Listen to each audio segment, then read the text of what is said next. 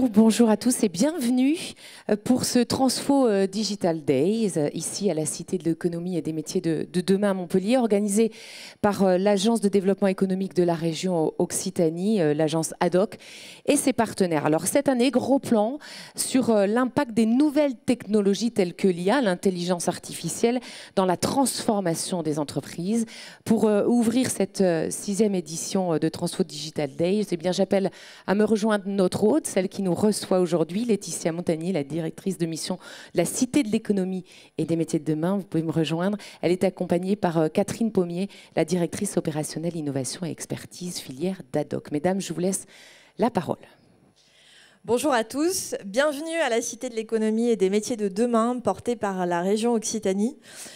La transformation digitale, ou devrais-je dire les transformations en général, ou même plus peut-être notre compréhension à nous pour nous adapter à ce monde dont la toile de fond bouge.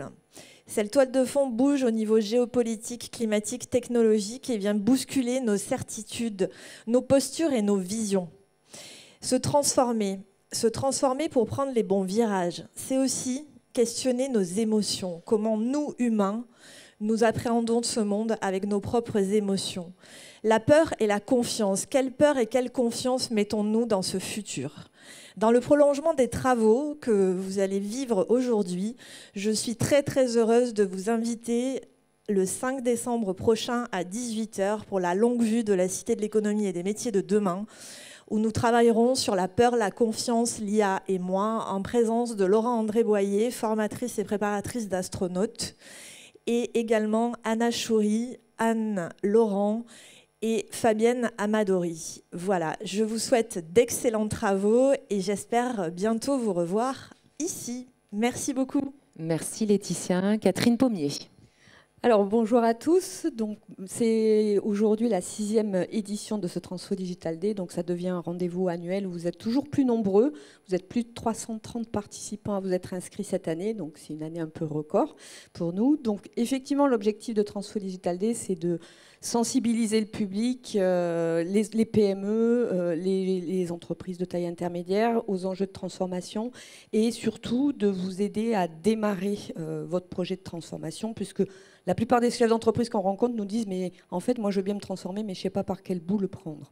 Donc, ça passe par effectivement des conférences un peu inspirantes. Donc, nous avons la chance d'avoir Philippe Silberzan à nos côtés ce matin qui va vous donner sa vision. Et puis ensuite, ce sont des ateliers très pratiques avec des témoignages de chefs d'entreprise qui sont passés par là. Des ateliers où vous avez des offreurs de solutions qui pitchent leurs solutions pour répondre à des problématiques qui sont posées par les entreprises. Des rendez-vous d'affaires entre entreprises qui cherchent des outils, des solutions et des offreurs de solutions. Donc on a nos partenaires Digital 113 et La Mêlée qui nous aident grandement dans cette mise en relation. Et nous avons également des rencontres d'affaires, notamment dans le domaine de l'agriculture avec B2Field cet après-midi, qui est organisé avec le pôle de compétitivité Azoy et nous-mêmes, pour favoriser la transformation digitale dans le secteur de l'agro.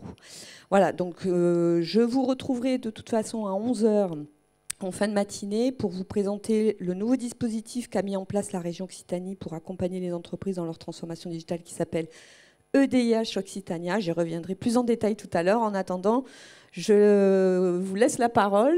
Merci, merci à toutes les deux, Catherine et Laetitia. Effectivement, je vous laisse vous rasseoir.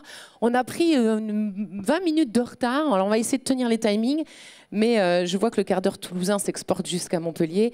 On démarre plutôt bien cette journée. Alors, ce qu'on ne vous a pas dit, et c'est pour ça que Franck me rejoint, c'est que tout au long des séquences qui vont se suivre ici sur cette scène ce matin, vous allez pouvoir participer en posant vos questions. Alors, comment ?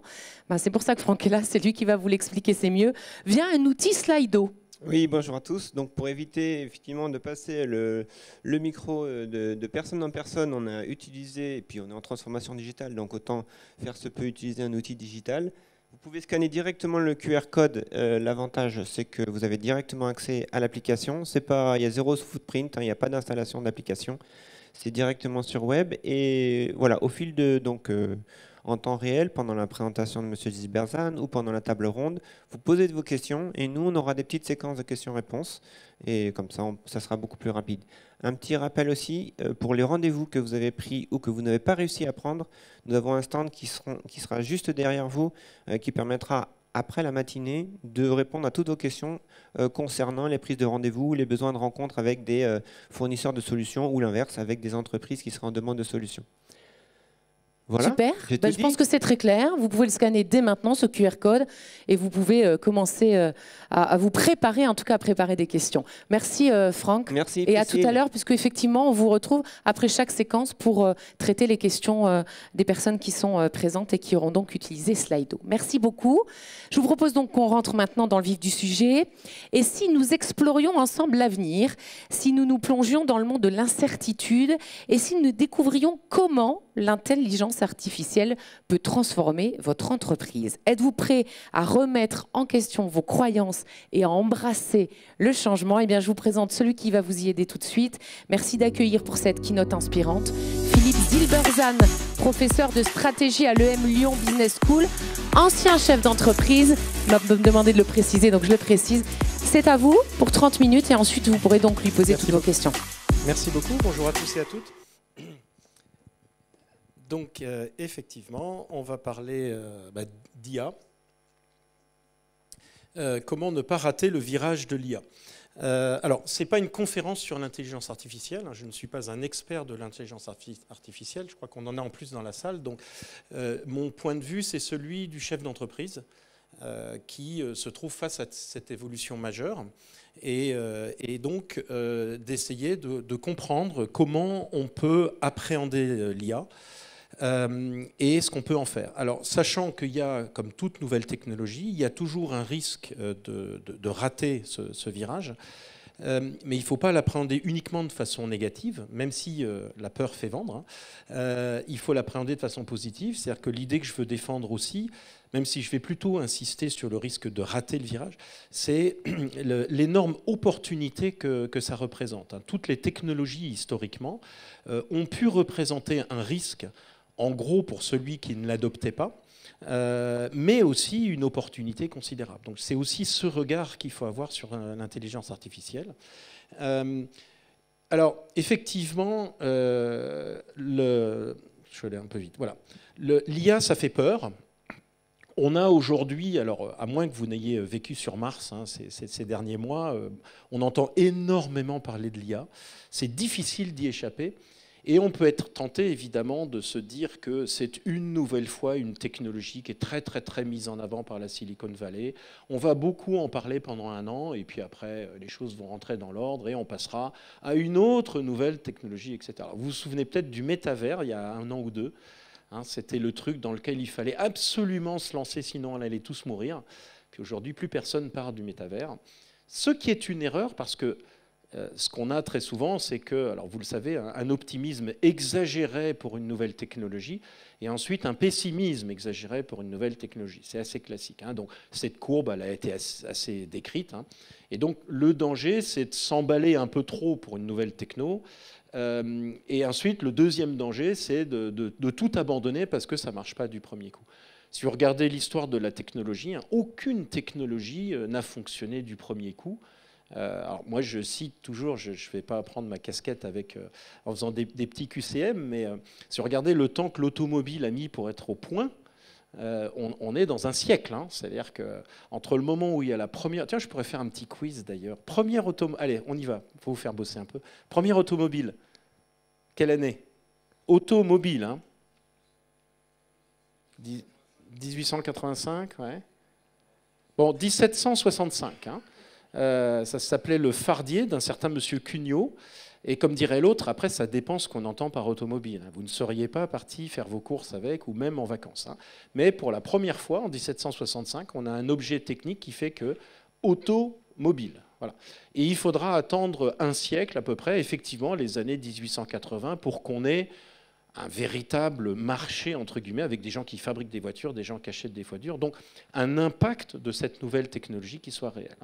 Donc, attention à ces cycles-là. Donc là, on est en ce moment dans un double cycle. On est dans une espèce d'optimisme béat des technologues qui nous disent l'IA, c'est merveilleux, etc.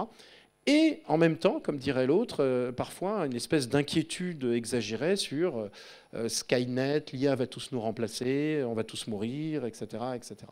Alors, là aussi, regard de l'histoire, toutes les technologies, et je dis bien toutes les technologies, ont été accompagnées de ce type de réaction.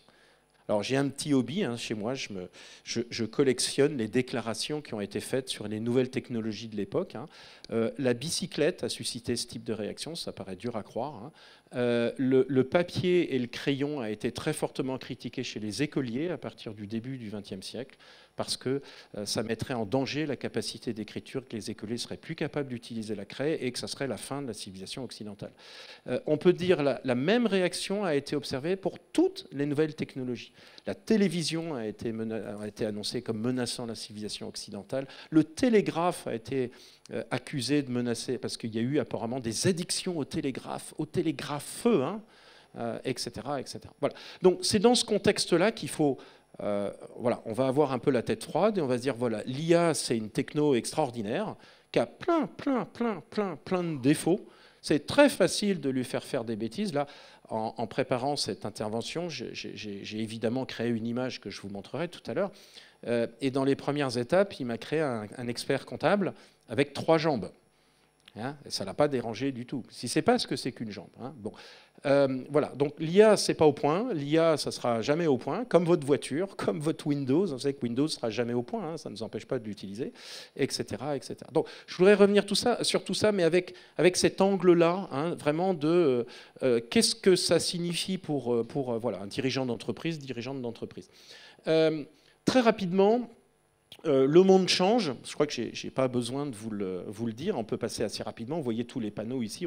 On sait qu'on est dans une période de changement extrêmement profond. Laetitia l'a rappelé tout à l'heure. Ces changements, ils sont multiples. Et quand on regarde la façon dont le monde évolue, la plupart du temps, il évolue de façon continue. C'est-à-dire que vous avez votre journée de travail qui va succéder à une autre journée de travail avec vos activités, vos clients, etc., etc. Donc, on a une partie de notre activité qui est autour de la notion de continuité, avec un changement qui est relativement limité, un petit peu plus, un petit peu moins, un chiffre d'affaires en augmentation, etc. Ça, c'est le monde, on va dire, du continu. Et puis, de temps en temps, il y a des chocs. Il y a des changements. Alors, on va parler de rupture. Là, évidemment, on en a vécu un paquet depuis 3 ans, effectivement. Donc, il y a eu Covid, évidemment, l'invasion de l'Ukraine. Et donc, ces changements qui vont être une discontinuité vont bouleverser, en fait, eh bien, les modèles qu'on utilise, vont rendre des choses qui étaient certaines, incertaines. Alors, Covid, évidemment, on a eu toutes les interrogations sur le système de santé. On pensait que les épidémies extrêmement importantes n'étaient pas possibles dans les pays développés. On a bien vu que ce n'était pas le cas. La guerre en Ukraine a entraîné des problèmes, notamment d'approvisionnement sur des choses tout à fait fondamentales. Le monde de l'agriculture, entre autres, a vécu les évolutions extrêmement brutales du cours de blé et du cours de l'azote, et ce n'est pas fini. Et donc, ces crises entraînent des remises en question fondamentales de ce sur quoi on a pu fonctionner. Et puis après, on a des évolutions qui sont peut-être plus subtiles, qui sont plus étalées dans le temps. J'en cite juste 3-4. Le monde du travail, évidemment. On sait qu'il y a d'énormes changements. Et les métiers de demain, on est quand même dans un lieu qui explore les métiers de demain. Donc, c'est une lame de fond. Le climat, bien sûr. Et puis, évidemment, le digital et l'intelligence artificielle, pour n'en citer que quelques-uns. Et là, on est dans des phénomènes qui sont plus subtils parce qu'ils sont en évolution lente pendant très longtemps. C'est-à-dire pendant très longtemps, on ne va pas vraiment les remarquer, il n'y aura pas vraiment d'impact. Puis au bout d'un moment, ça commence à... C'est comme le Titanic, au bout d'un moment, on dit, tiens, c'est bizarre, j'ai les pieds mouillés. L'eau, elle rentre depuis des heures et des heures, mais le temps qu'on s'en aperçoive, eh bien, il faut attendre très longtemps. Et ça, c'est vraiment le problème de toutes ces ruptures, c'est qu'il y a des changements fondamentaux qui sont en cours, mais qui n'ont pas encore énormément d'impact. Et puis, au bout d'un moment, on commence à avoir un impact extrêmement important. Et là, on se dit, le monde va très vite. Non, le monde ne va pas très vite. C'est que le changement est ce qu'on appelle non linéaire. Petit d'abord, et puis tout d'un coup, boum, rappelez-vous ce que je disais sur la voiture. Un siècle d'évolution technologique avec quasiment aucun impact sur la société. Et puis, assez rapidement, dans les années 1880, une explosion du marché. C'est ce qu'on est en train de vivre avec l'IA en ce moment. Je vous rappelle que l'IA, ça émerge en 1956. Qui ne s'est quand même pas passé grand-chose en IA entre 1956 et on va dire 2005. C'est donc une cinquantaine d'années dans lesquelles on a quand même pas mal bossé sur le sujet, mais avec un impact relativement limité. Et en quelques années, boum, ça explose. Donc ces changements-là, ils sont profonds. Donc, dans la partie gauche, on est plutôt sur les modèles existants. Vous gérez votre entreprise avec votre historique, vous connaissez vos clients, vous êtes dans le domaine du connu. Et puis la partie droite, il faut remettre en question ces modèles. C'est-à-dire que là, c'est justement cette partie incertaine, c'est-à-dire ce qui était vrai ne l'est plus, ou plus tout à fait. Ce qui était impossible devient possible, ou inversement. Et donc, on va parler de remise en question de modèles. Et ça, c'est évidemment très, très... ça nous fragilise énormément.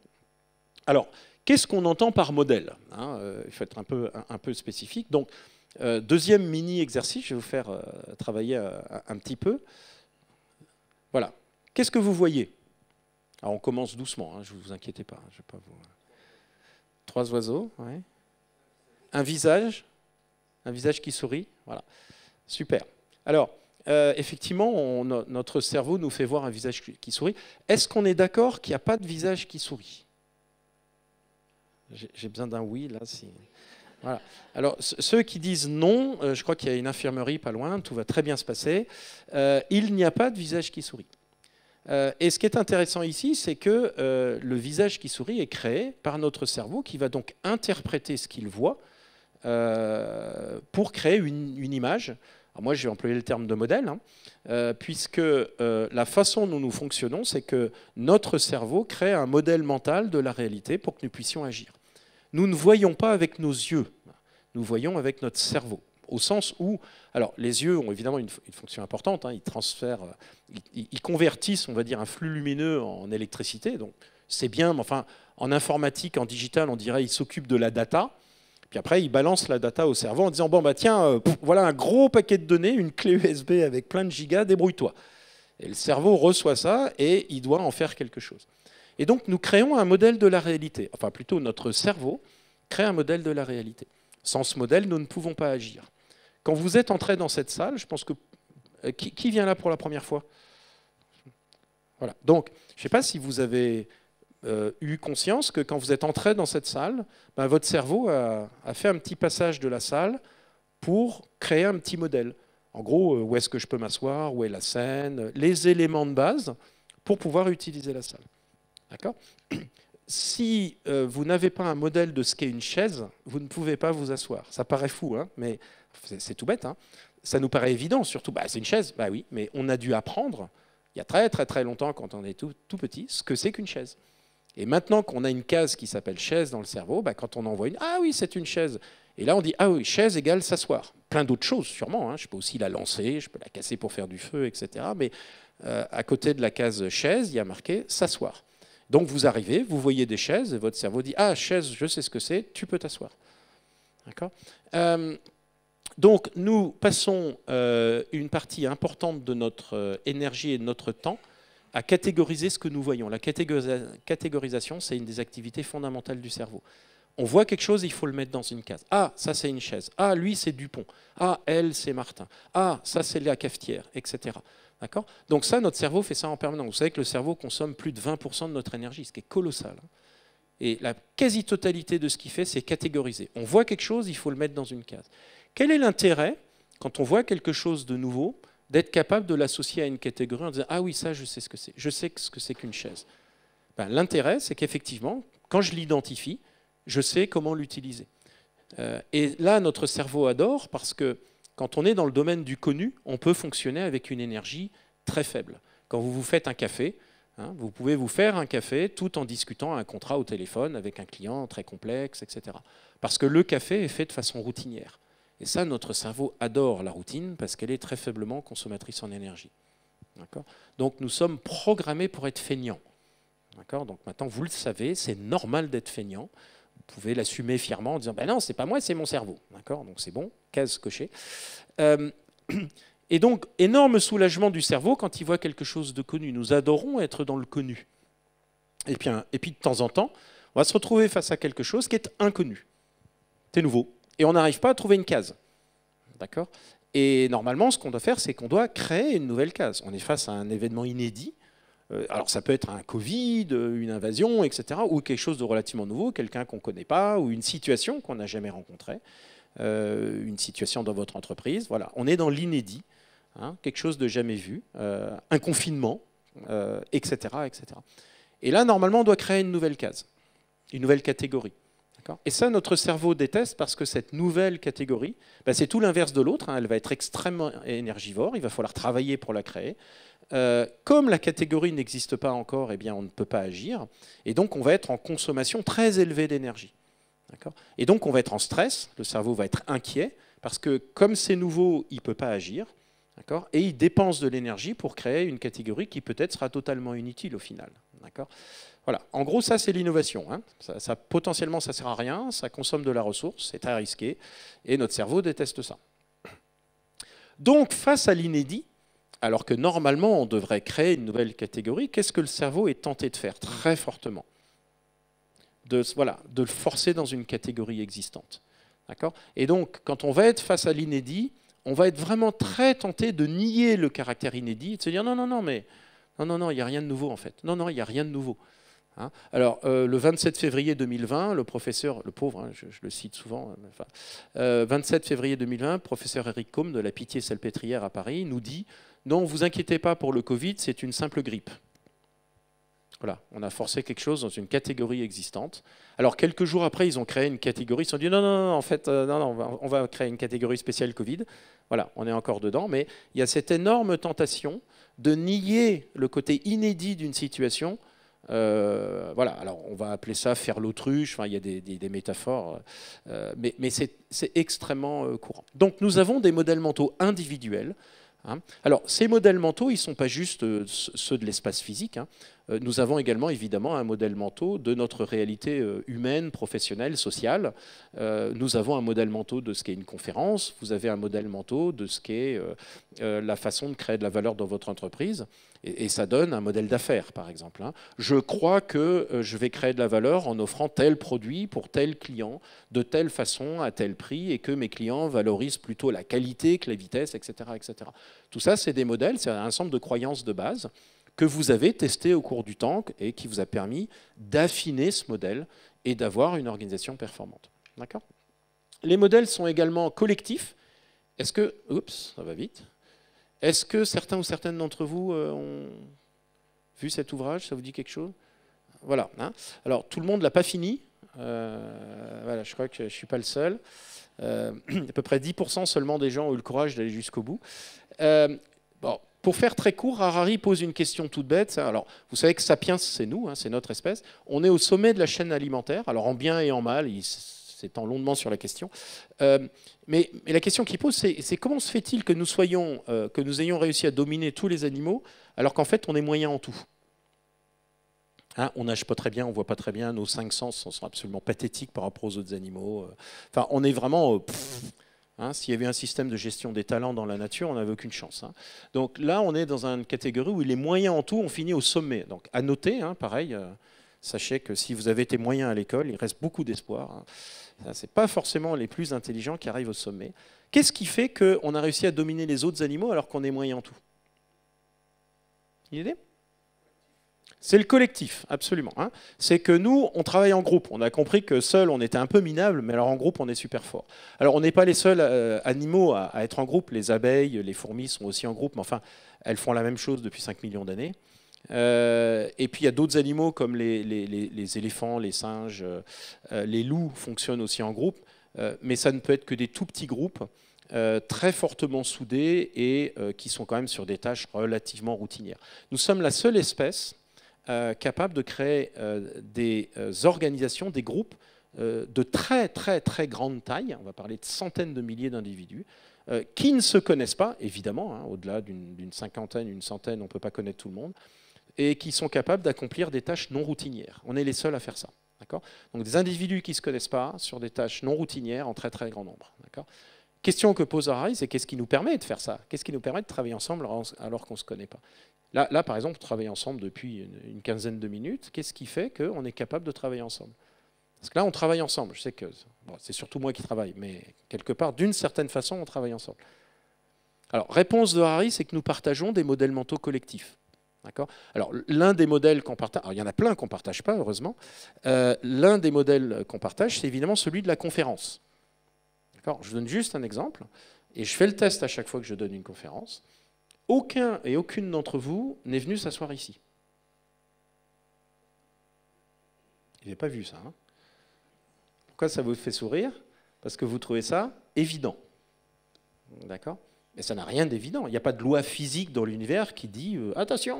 Non, c'est quelque chose que nous avons en commun, qui est on a en commun ce qu'est une conférence. Conférence, il y a des gens qui sont assis, puis il y a quelqu'un qui parle, et puis à un moment il y aura des questions, etc. On n'avait pas eu besoin de se mettre d'accord au début. Et donc ce partage de modèles mentaux fait qu'on peut travailler ensemble, alors qu'en fait on ne se connaît pas. Vous imaginez l'enfer si on devait tout redéfinir ce qu'est une... D'abord, vous ne seriez pas venu, c'est pas ce qu'est une conférence, vous ne venez pas, etc., etc. Donc nous partageons des modèles mentaux. Alors, Harari parle de mythe collectif. Hein. C'est pour ça que j'ai mis un feu, parce que c'est autour du feu que s'est créée l'humanité. Parce que l'humanité s'est créée par des histoires collectives, des mythes partagés, qui sont des grandes explications du monde. Il y a 100 000 ans, quand il y avait de l'orage, il fallait une explication. Rappelez-vous, notre cerveau, quand il voit de l'inédit, il a besoin d'une catégorie, il a besoin d'une explication. Si notre cerveau voit quelque chose de nouveau et qu'il n'y a pas d'histoire associée, on devient fou ou violent. D'accord ? Et donc, quand il y avait l'orage, il fallait une explication. Vrai ou pas, là n'est pas tellement la question. À l'époque, c'était, par exemple, les dieux sont en colère. Oh, zut, qu'est-ce qu'on peut faire pour apaiser les dieux ? Mais au moins, on a une explication. Et là, le cerveau est content parce qu'il a mis le truc dans la bonne catégorie, faible consommation d'énergie, et il peut passer à autre chose.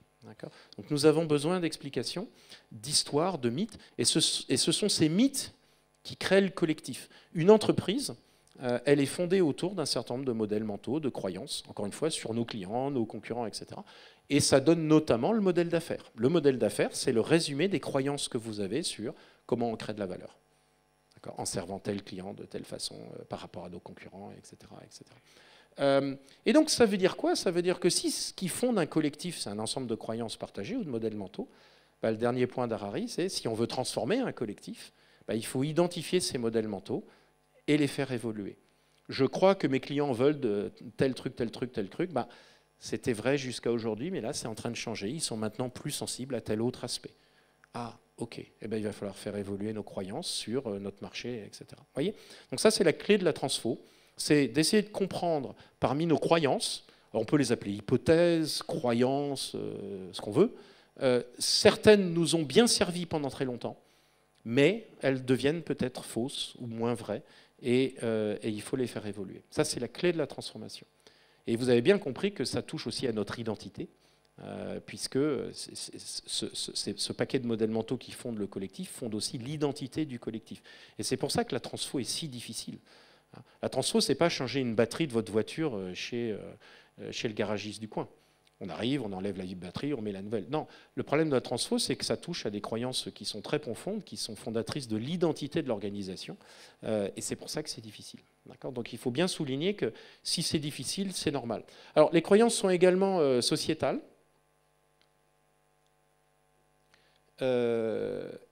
Décidément, hop. Voilà.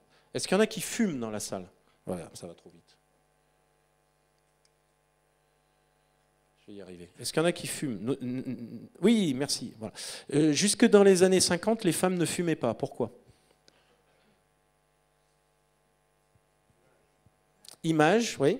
Donc, il y avait, pour faire court, ce que moi j'appelle un modèle mental sociétal, qui était, alors je vais mettre plein de guillemets avant, plein de guillemets après, une femme qui fume est une femme de mauvaise vie. Alors, mauvaise vie est en soi un paquet de modèles mentaux, je n'ai pas le temps là, mais la notion de mauvaise vie, évidemment, n'a aucune définition scientifique et physique. C'est donc une croyance. Donc, une société, rappelez-vous ce que dit Harari, une société, elle est fondée sur un certain nombre de croyances partagées. Donc, toute société, justement, ce qui fait qu'elle est société, c'est qu'elle a un certain nombre de croyances sur ce qui est juste, pas juste, acceptable, pas acceptable, souhaitable, pas souhaitable, etc. Donc un collectif, c'est un paquet de croyances. Et là, on avait jusque dans les années 50, l'une des croyances, c'était fumer pour une femme, c'est vulgaire. Alors l'industrie du tabac, qui trouvait que c'était pas super cool, a décidé de changer ça et a promu un modèle mental alternatif qui était d'associer fumée et liberté. En gros, une femme qui fume est une femme libre. Et là, vous avez une pub de 1969 pour changer ce modèle mental qui était bloquant, en tout cas pour le marché du tabac. Et ça a remarquablement bien marché. Ils avaient compris que si on veut changer, transformer un aspect de la société, il faut changer les modèles mentaux. Alors, on pourrait discuter de l'éthique de la chose, mais ce n'est pas le sujet. C'est juste pour vous montrer la puissance au niveau sociétal de ça. Donc, tout métier, toute fonction, toute activité baigne aussi dans des modèles mentaux sociétaux. Et toute coïncidence avec l'actualité serait purement fortuite. Décidément. Alors, puisqu'on parle de transformation des métiers, je vais vous parler de l'image que j'ai très fièrement générée avec ChatGPT. Je lui dis, voilà, montre-moi, crée-moi une image montrant un comptable traitant des factures en papier. Donc ça, on est dans le comptable années 50. Et puis, vous avez une première vague, évidemment, de digital qui va faire que le comptable va avoir un ordinateur. L'ordinateur n'a pas fondamentalement bouleversé les pratiques professionnelles. C'est un peu, je simplifie, c'est un peu la même chose en mieux et en plus efficace. On est là dans le cas où une techno n'a pas un impact fondamental dans les métiers, dans l'organisation. Elle ne va pas être tellement disruptive. Ce à quoi on assiste en ce moment, alors vous l'avez sûrement vu avec les choses comme la facture électronique par exemple, c'est qu'on passe d'un modèle dans lequel on était un modèle, on va dire, en informatique on appelle ça asynchrone, on l'a tous fait, vers la fin de l'année on dépote le paquet de factures et de reçus chez notre comptable. Alors avant c'était vraiment en papier, on allait, hop, on déposait ça. Et puis le comptable allait les traiter. Alors il y avait un assistant comptable qui allait traiter les factures, voir comment elles étaient, puis ensuite rentrer ça dans la machine, etc. Donc on était dans quelque chose d'asynchrone avec des tâches définies, le comptable, l'assistant, etc., etc. Et là, on passe avec les notions de facture électronique et évidemment d'Internet dans quelque chose qui va maintenant être en flux continu. Il n'y a plus grand-chose à traiter en papier, voire plus rien. Et non seulement il n'y a plus rien, mais en plus on ne va pas faire ce qu'on a fait ces dernières années, c'est-à-dire scanner nos factures et les envoyer à notre comptable, puisque maintenant elles seront électroniques. Donc vous avez là un exemple dans lequel les tâches vont changer dans un cabinet de comptable, donc nécessairement les métiers vont changer aussi, et ce qu'on voit de plus en plus, alors maintenant avec l'IA, c'est évidemment qu'une large partie de ces tâches-là peuvent être automatisées. Quand vous songez que dans les cabinets de conseil, par exemple, vous avez un modèle d'organisation qui était, quand on est junior, on passe 3 à 5 ans à faire essentiellement des recherches documentaires et des préparations documentaires pour l'associé qui va voir le client. Si aujourd'hui ChatGPT nous fait ça en 10 minutes, non seulement ça rend cette fonction inutile, mais en plus, ça rend la carrière même à repenser, puisque toute la carrière était basée sur, quand tu es junior, tu fais de la documentation pour l'associé, puis tu deviens chef de projet, puis éventuellement tu deviens associé. Et sauf que là, la première étape, elle est le plus nécessaire. Donc c'est la structure même de la carrière d'un consultant qui est remise en question. Donc vous voyez ces effets, quelques-uns, et je vais très rapidement, d'une techno qui va avoir à la fois un impact sur le métier lui-même, mais qui va aussi avoir un impact sur l'organisation, ici des carrières. Mais alors si on n'a plus de juniors qui font des documentations, sachant que ces juniors, parmi les 10 juniors qu'on avait, l'un ou l'une d'entre eux deviendrait associé, si ce mécanisme ne fonctionne plus, comment on va trouver nos futurs associés? Comment on va faire ces promotions? Il faut tout repenser. Voyez, donc vous voyez là un exemple, encore une fois ultra simplifié, d'un changement à la base techno qui va avoir un impact sur les carrières, sur les métiers, sur le modèle de management, sur le modèle de croissance d'un cabinet, etc., etc. Voilà, c'est là qu'on parle de transformation et qu'il faut le penser de façon active. Alors, je vous ai dit, l'IA fait peur, et l'une des peurs, c'est que ça va supprimer des emplois. Si vous réfléchissez, donc là, Rosie, elle est chauffeur de bus. Et effectivement, rappelez-vous, on va avoir des voitures autonomes, des véhicules autonomes, donc des bus autonomes. Dans un monde où le bus est autonome, a priori, Rosie, elle n'a plus de travail. Sauf que le métier de Rosie, ce n'est pas juste de conduire un bus.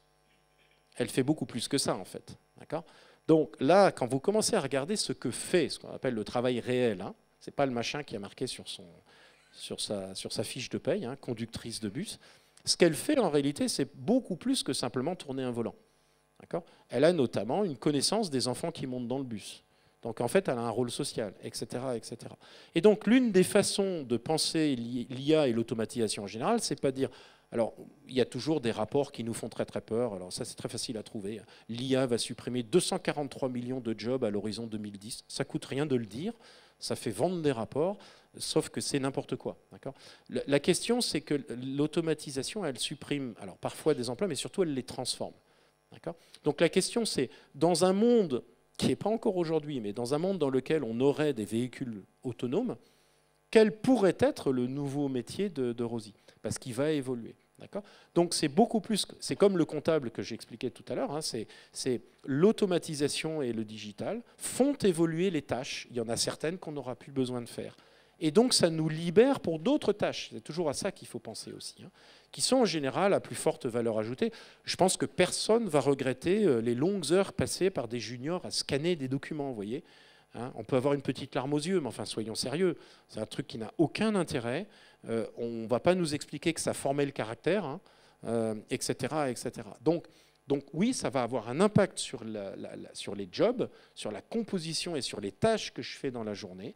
Donc ça va libérer des choses. La question, c'est comment, et là on est dans la partie tirer avantage d'eux, hein, c'est comment tirer parti de ces changements-là pour réinventer le métier en fonction de ça.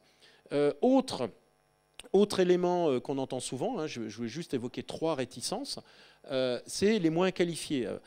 Moi, j'entends très souvent, et c'est vrai, face à toutes ces annonces d'IA, on se sent complètement dépassé avec des termes, des acronymes, des LLM, des machins complètement incompréhensibles, des prompts, on attend des prompt engineers, et donc on se dit, oh là là, mon Dieu, etc. Donc, l'idée, c'est les moins qualifiés sont en danger. Moi, je pense précisément le contraire.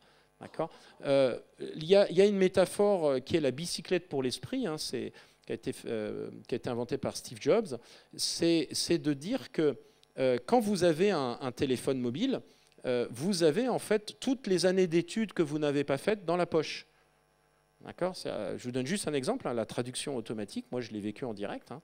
J'étais un jour dans un taxi d'un gars qui ne parlait pas un mot de français et pas un mot d'anglais.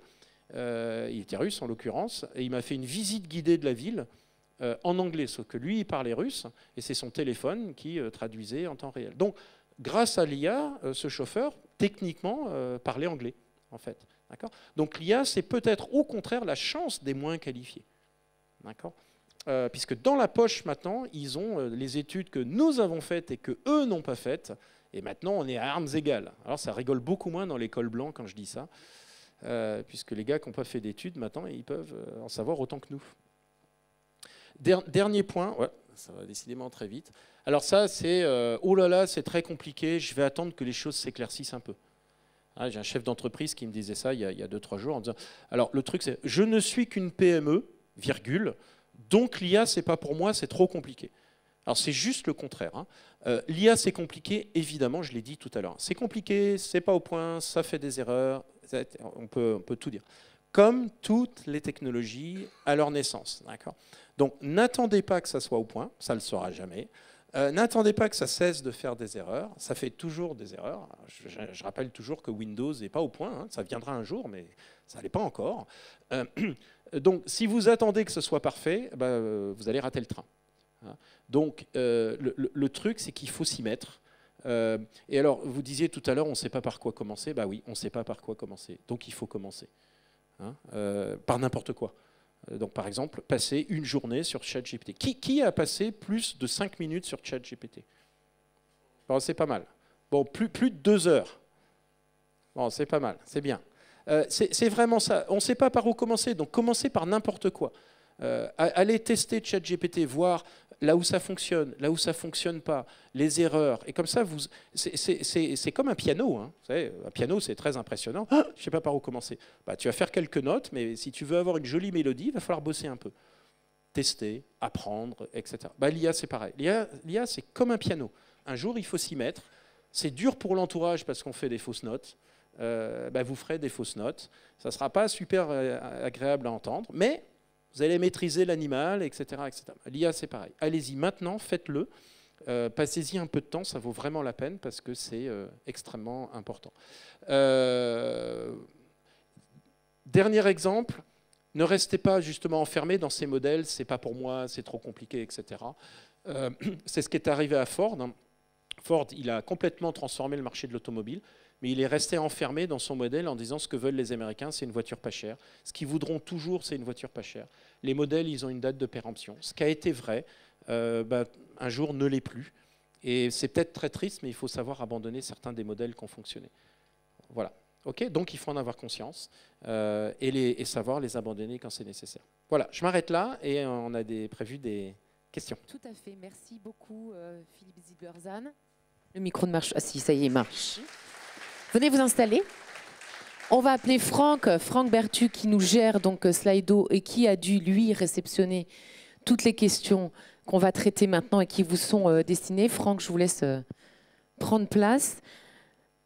Franck, y a-t-il eu beaucoup de questions? Est-ce que ça a interpellé tout ça? Tenez. Ça marche? Oui. Ah bah voilà. Bon, il est accompagné d'Élodie Le Dréon, voilà, qui est avec Franck pour les questions. Venez, installez, mettez-vous en place, installez-vous, monsieur Zilberzahn, et on va prendre quelques questions. Donc, juste rappeler que le micro. Micro. TDD 2023. Voilà, et l'adresse TDD 2023, parce que j'ai eu quelques questions voilà, par-ci par-là sur le code pour se connecter sur Slido. Ah, est-ce que ça a empêché d'avoir des questions? Non, on en a eu quand même. Après, si vous voulez poser une question et que pas par la plateforme, vous levez la main, on vous donne quand même le micro. Hein. On peut faire ça aussi à l'ancienne. Alors, vas-y. Alors, j'ai une première question qui concerne donc les modèles mentaux. Et la question est, est-ce qu'il y a des méthodes pour sortir de son modèle mental ou faire sortir les autres des leurs? Oui, alors il y en a tout plein, mais il y en a une très simple que vous pouvez employer vraiment très simplement, c'est de faire attention aux surprises. C'est tout bête. Hein. Le matin, alors il faut faire ça le matin parce que notre cerveau met à jour un peu tout ce qu'on a appris dans la journée. Donc le matin, en allant au travail, plutôt que d'écouter la radio qui est totalement déprimante, vous éteignez Radio Déprime et vous dites, tiens, est-ce qu'il y a un truc qui m'a surpris hier? Ça peut être une déclaration d'un client, ça peut être un contrat gagné, un contrat perdu, ça peut être quelque chose avec vos collaborateurs, enfin n'importe quoi, un truc qui vous a surpris. Et ce truc qui vous a surpris, c'est que quelque part, vous avez un petit morceau de modèle mental quelque part qui est peut-être un peu obsolète, sinon vous n'auriez pas été surpris. Ça alors, j'aurais jamais pensé qu'un client puisse... Voilà. Ben, vous le notez. Ben, pourquoi vous ne pensiez pas qu'un client puisse faire ça? Ben, parce que depuis toujours, mes clients... Ah, depuis toujours, mais peut-être qu'il y a un truc qui a changé. Donc, je crois que mes clients ne font jamais ça, ben, c'est peut-être plus tout à fait vrai. Vous voyez, c'est tout bête, vous pouvez le faire individuellement. Alors, il n'y a pas de budget, c'est très simple, il n'y a pas de post-it, rien, vous le faites. Et puis, vous pouvez le faire aussi collectivement, en équipe. Hein, vous faites ça en 10 minutes, avant de commencer une réunion. On dit, on va passer à l'agenda, mais avant... Est-ce qu'il y a parmi vous quelqu'un qui a vécu une surprise? Il y a un truc qui l'a surpris depuis la dernière fois qu'on s'est vu. Et vous le notez. C'est tout bête. Prenez l'habitude de faire ça et ça va vous montrer que peut-être certaines de vos croyances, encore une fois, qui ont pu être extrêmement efficaces et pertinentes depuis des années, certaines d'entre elles sont peut-être en train de devenir obsolètes. Et à partir de là, on voit comment on peut les faire évoluer. Autre question? Alors oui, je prends laquelle du coup? Ah oui. Micro. Oui. Le bus. Voilà. Ne pensez-vous pas que l'IA finira par connaître les enfants qui montent dans le bus?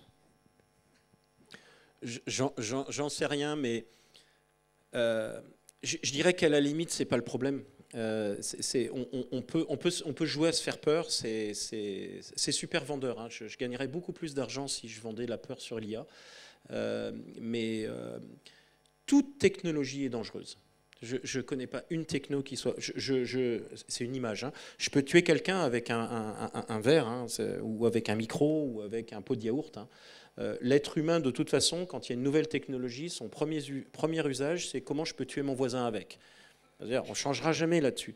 Donc, toute technologie est duale, pour parler comme les militaires, c'est-à-dire qu'elle peut servir à faire le bien comme le mal. Et c'est vrai comme l'IA.